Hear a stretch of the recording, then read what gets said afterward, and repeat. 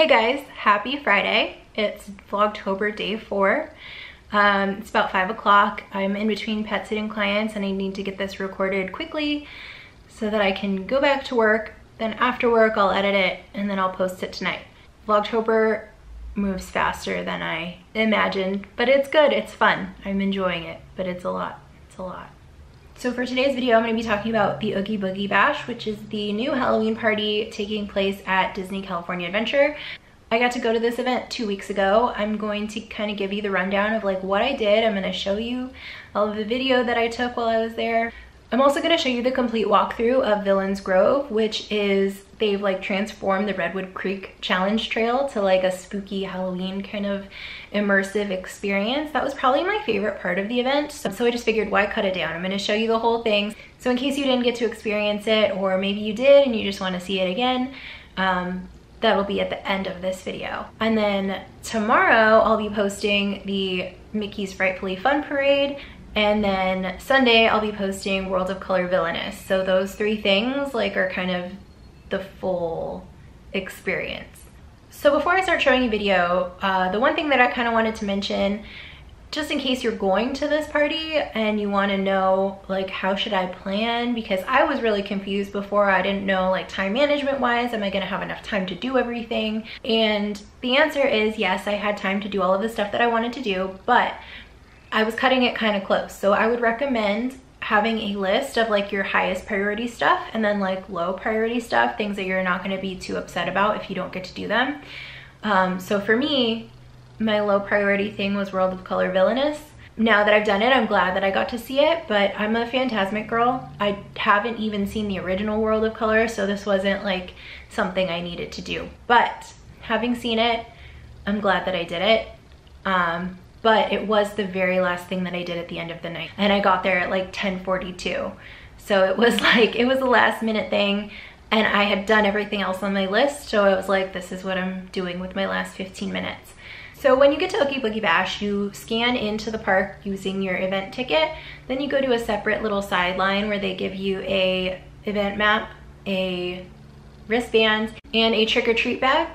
So I was under the impression that we had the allergy treat bags, so it's like a turquoise, I guess that's like the color for food allergies, but I was mistaken. That actually is the case at Walt Disney World, not at Disneyland, although I hope they bring it over here because I think it would streamline things and make things a lot easier for cast members and for guests. So Disneyland, I've been like pointing my finger at Disneyland a lot lately and telling them things, but they're not watching this, they're not watching.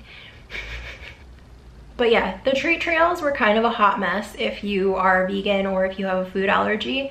Long story short, I ended up with like accidentally getting non-vegan candies. A lot of cast members didn't really know what I was talking about.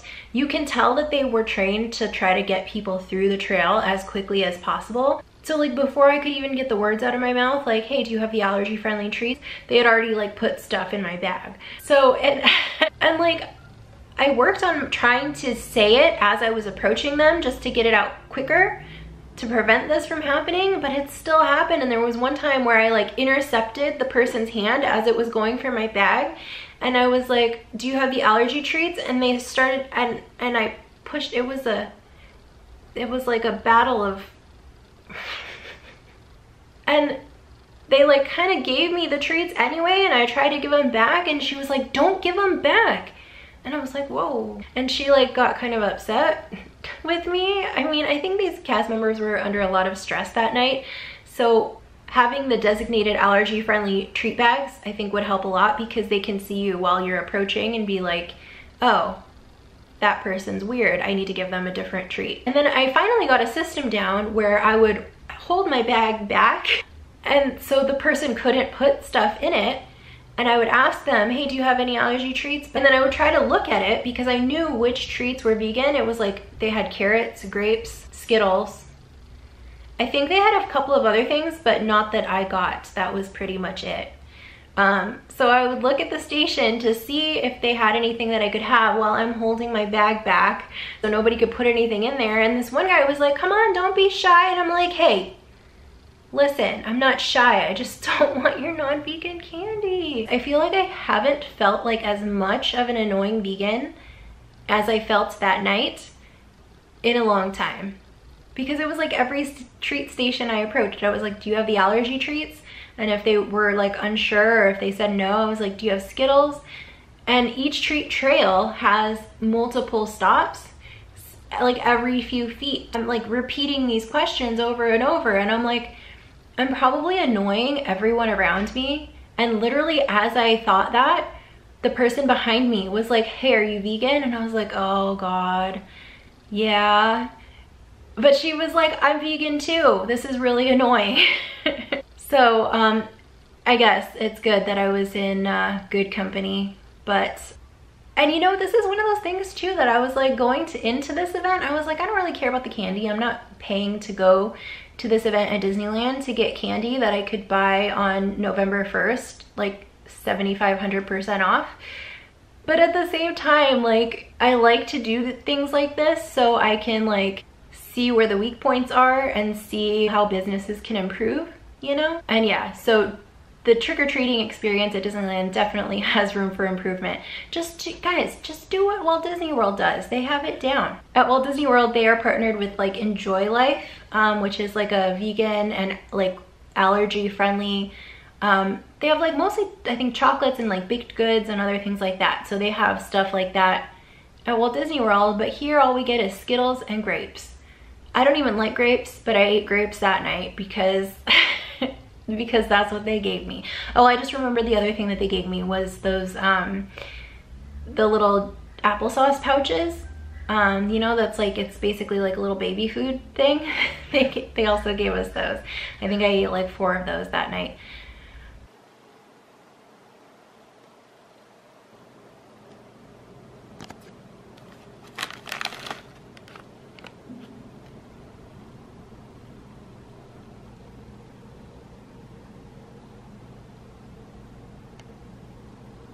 So after I got my stuff, it was only a little bit after 4 o'clock and the party didn't start until 6, and I literally had no idea what to do. I just felt lost and confused and didn't know how to spend my next 2 hours. So I did the only logical thing and I booked a fast pass for Goofy Sky School. Which, okay, I haven't been on Goofy Sky School literally since DCA opened. It's one of those rides that I've been a little nervous about because I've heard people talk about how it's a little rough. And I thought it was a little kid's ride, but apparently it's a little more intense than I thought. So I figured in that moment, why not? Today is the day that I go on Goofy Sky School. And yeah, it's a little bit scary. It's when you go around those turns and you feel like you're gonna fall off. It wasn't like it didn't make me queasy. It wasn't like a motion sickness kind of thing, which I usually don't get motion sickness, but for some reason I thought Goofy Sky School might do it. But then at the end, you go down that last hill and the lap bar hits you right in the gut. It was like getting punched in the stomach. I'm definitely glad that I ate dinner after that ride and not before. So that's something to be aware of. And then for dinner, I went to basically right next door, the Pacific Garden Grill, and got the vegan tortitas. Every time I order this dish, it reminds me of that video of the little girl where her mom's asking her like how to pronounce different Spanish words, and she says it and then she's like, and how do white people say it? Because I feel like, I'm like, can I get the vegan tortitas? Sorry.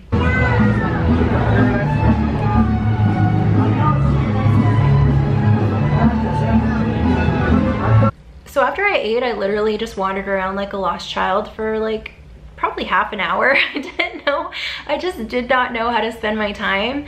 So then I made my way back to Goofy Sky School because I decided the first thing I wanted to do was the annual pass holder treat trail. I wanted to do that first because I felt like it was the thing I was most likely to forget to do. I've been an annual pass holder since January 1st and I always forget to do the AP corners, always. I just did the first one like 2 weeks ago and it was the Oogie Boogie one.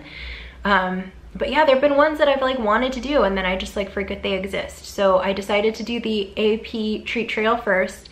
And it's also worth noting that opened like probably 15 minutes before 6. So even before the party started, the AP treat trail, and I don't know if that's true of the other treat trails, but the AP treat trail was open. And I feel like if I say treat trail one more time, I just said it one more time. So at the AP treat trail, in addition to candy, you get an Oogie Boogie Bash magnet, which I would hold up and show you right now, except I don't have it with me, so I'm just gonna insert a photo here and you can see what it looks like.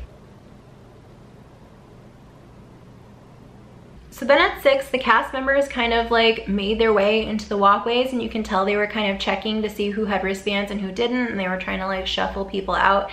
And I stopped one of them and I asked, like, what should I be doing right now? Like, I'm at the Oogie Boogie Bash, but I don't know what I should be doing. I seriously felt very confused and lost. And I was by myself. I guess I should have mentioned that. And so I made my way toward like the Grizzly Creek area, and I ran into Lisa of Happiest Vegan on Earth. So I got to talk to her about the event a little bit and hear kind of what her plan was. So we went through a couple of the photo opportunities. We did the villains line, which is you get to meet 3 villains. And then we did the Mickey and Minnie one. And the Mickey and Minnie one, I think, has the longest line, probably. It took us about 30 minutes to get through. So if you want to do that, maybe make it one of the first things that you do. So by the time we met all of our villains and we met Mickey and Minnie, it was about 7:30, and I knew I wanted to watch the Frightfully Fun parade. I figured like that was around the time that I should go stake out my seat, and I kind of had a good idea of where I wanted to sit too. I wanted to sit across from like the wine country area because then I would have like a dark background, and I knew I was going to want to film the parade and I didn't want it to be backlit, so I felt like that was a good place to go. Turned out it was a good place to go visually, but after I got home and watched my footage, I was like, what is that sound? There's like some static, like is something wrong with my camera? And then I realized right next to that is the waterfall, which made a nice backdrop. It was lit up kind of blue and purple. It looked nice. Waterfalls make sounds, and you can hear a little bit of the waterfall in the background of my parade video. So it's not an overwhelming sound. I don't think it's gonna be distracting or anything. It's just annoying to me because I know that it's there. So I really liked the parade. I'm definitely glad that I made time. I set time aside in my night to do that. The only thing I didn't really care for was the Headless Horseman, because every time I've seen footage of that horse, he or she looks stressed to me. And I don't know horses very well. I'm slightly afraid of them, but yeah, this poor horse like was salivating and kind of like chewing a little bit. And I don't know horses, but I know dogs and cats, and I know that like salivation and licking your lips is a sign of like stress or anxiety. And I asked a friend who has a lot of experience with horses, and she told me, yeah, it's kind of the same with horses. That means that they are under stress. So yeah, I wasn't a fan of that. And the other thing is too, like the Headless Horseman effect in the parade, I don't think is that great. I don't think it is. So it's like, on the one hand, I mean, it's bad enough that the animal is stressed, but on the other hand, it's like the effect is not good. I don't want to say it's not worth it, because I mean, if the animal's stressed, it's not worth it, period. But yeah, I don't like it. Also, the statue of the Headless Horseman, I do like that. I think that's a really cool effect. Good night and happy Halloween.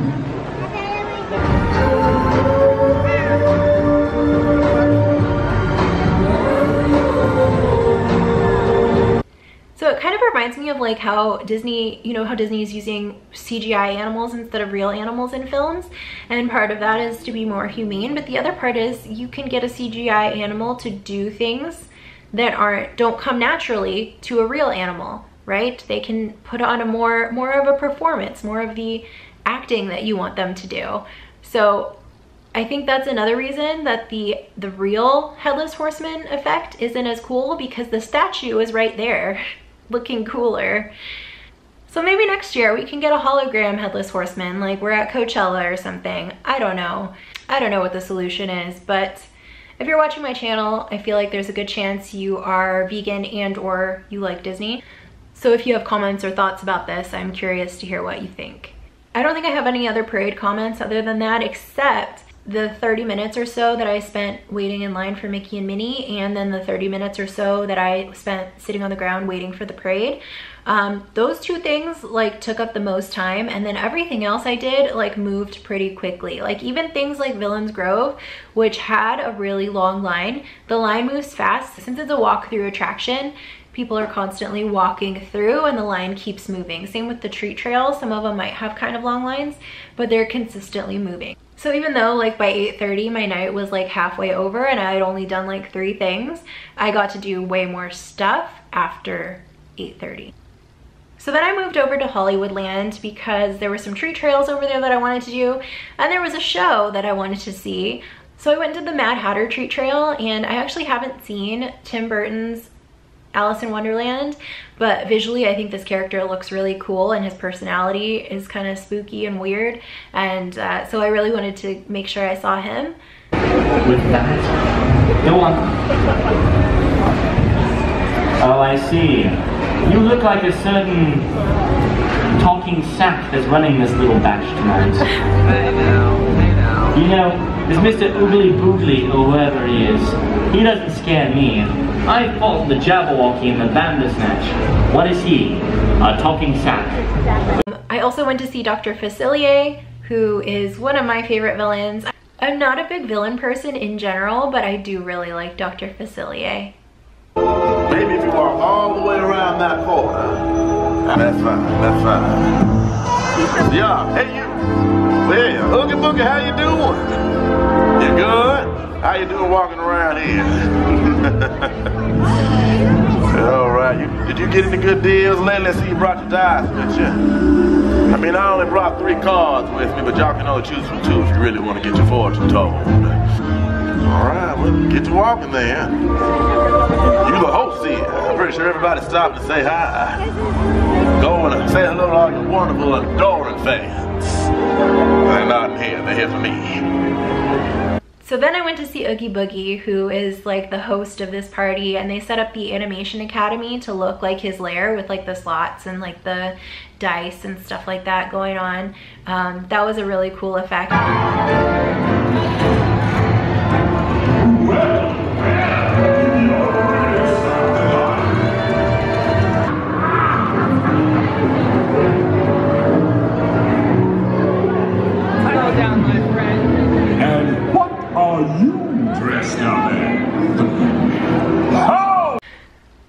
So this is where stuff gets kind of weird, okay? I don't know where I got this idea. I saw some photos or videos of this going on online, and I decided that this was like really high on my, like I talked about the priority list, this was like near the top of mine, okay? I wanted to see Mickey and Minnie's Trick and Treat show. It's at the Disney Junior like theater kind of area in Hollywoodland.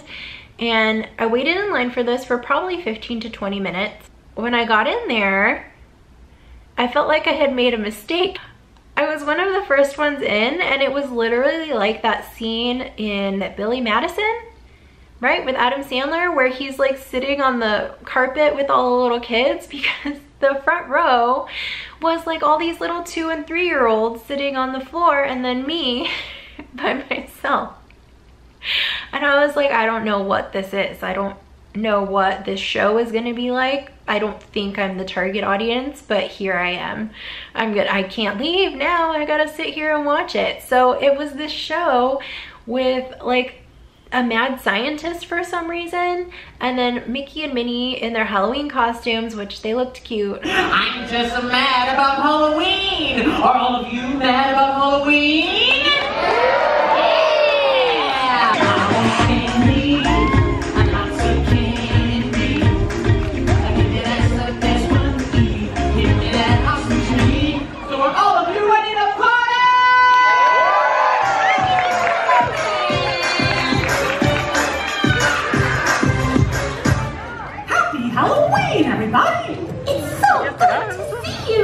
And they were telling like a Halloween story, but also there were songs and there were like dance breaks, and these kids were just going bonkers, like bonkers. Like I kind of like their dance moves were like intense, and they would do these like wild dance moves and then just like run from one side of the auditorium to the other and like run back, and then they would dance some more. It was It was a lot.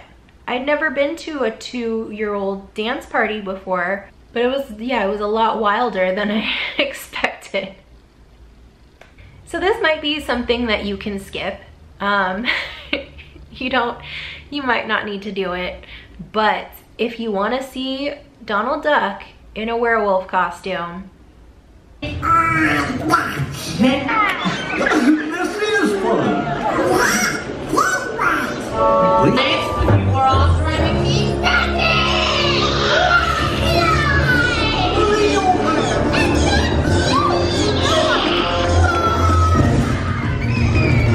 so after I got out of the baby dance party, it was time to go to Villains Grove. So the Villains Grove line made me a little nervous because you could see that there were a ton of people in line, but it was also one of those lines where it goes back this way and zigzags and then it starts going like this. So you can see that there's a lot of people, but you can't see exactly how long it is because it just goes in all these different directions. But like I said, it's a walk-through attraction and the line keeps moving. So even though it's long, I think I probably waited 15 minutes or so, and then 15 minutes more to like actually walk through Villains Grove. So this was a really cool experience. I think it was probably my favorite thing of the night. It was really immersive. Like I said, I'm gonna include it at the end of this video, but I just wanted to tell you a couple of my favorite things about it. One was that as soon as you walk in, it like smells good. Like it has a spooky smell.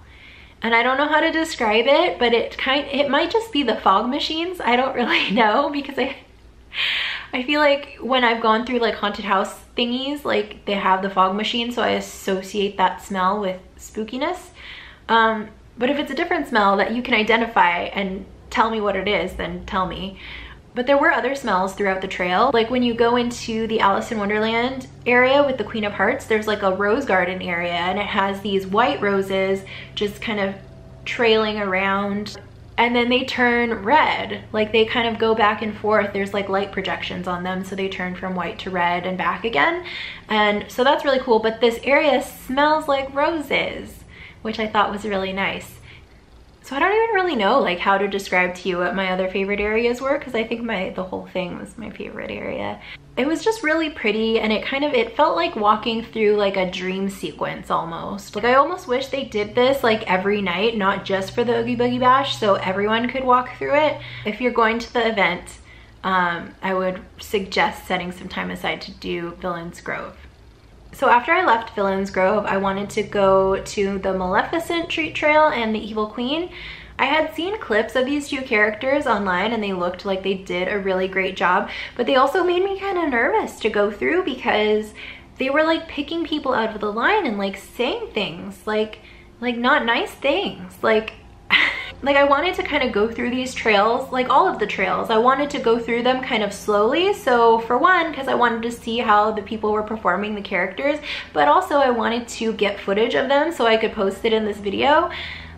But I also kind of wanted to move quickly because I didn't want them to say mean stuff about me.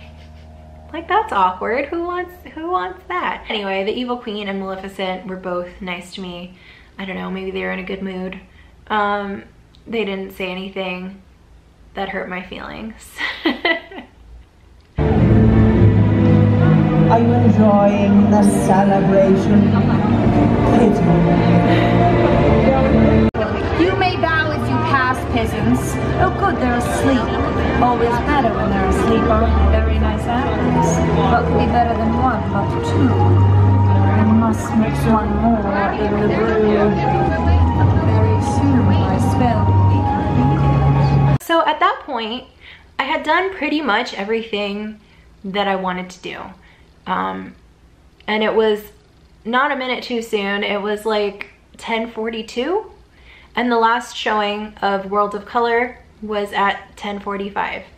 So since I had done everything, I made my way over there literally like a minute or so before the show started, and I was able to get a good spot. Like it wasn't really crowded. So I think, I mean, I don't want to say this and have it be bad advice, so take it with a grain of salt, especially if World of Color is like high on your list of priorities, but I don't think you need to set a ton of time aside to stake out a good spot for World of Color. Unless it's super important to you, then you might want to, just to be on the safe side. So even though Villainous wasn't high on my priority list, I'm glad that I did it. I am also glad that I did it at the second show because I think it was a really good end to the night. And like I said, I'll be posting the entire Villainous show on Sunday. So that was it. That was Oogie Boogie Boogie Boogie Boogie Boogie Boogie Boogie Boogie. Good job. That was Oogie Boogie Bash. That was my whole night. If there's anything that I didn't talk about or anything that you have more questions about, feel free to drop a comment and I will answer them. Oh, on my way out of the park, I ran into Teresa from the DL Weekly podcast, which honestly, that podcast I think is probably the reason why I'm an annual pass holder now. I had a plan to go to Disneyland last year in November just for one day, and I did massive amounts of research which led me to listening to podcasts, and DL Weekly was one of my favorites. And I went back and listened to a ton of old episodes, and then I like listened to it weekly to like stay caught up on current events. I started like last summer, even though my trip wasn't until like that November. And around that time I started like watching Disney YouTubers. Like I started watching Fresh Baked and Justin Scarred and Mr. Cheesy Pop. And it was like I was being immersed in Disneyland without even being there, without even having a pass yet. And then I decided at some point, like, this Disneyland is making me really happy without even being there, so I should get a pass. So on January 1st was my first time ever as an annual pass holder. And it was a good decision. It was a very good decision. So anyway, I ran into Teresa, which was cool to meet her. And she also gave me a button. Let me see if I have it. I think I have it in my purse. So she gave me this button. And she said that whenever they see listeners in the park who recognize them and say hi, they always give them a button. So I feel special now. But yeah, check out the DL Weekly podcast if you are into that kind of thing. Which I'm assuming if you made it this far in this video, you are into that sort of thing. Anyway, that's it for today. And I'm sorry about the glare on my glasses. I'm a nerd. Not much I can do. Stay tuned if you want to see the Villains Grove walkthrough, and then I won't see you tomorrow or Sunday because those two are those two shows that I mentioned, but I will see you again on Monday. Okay, bye.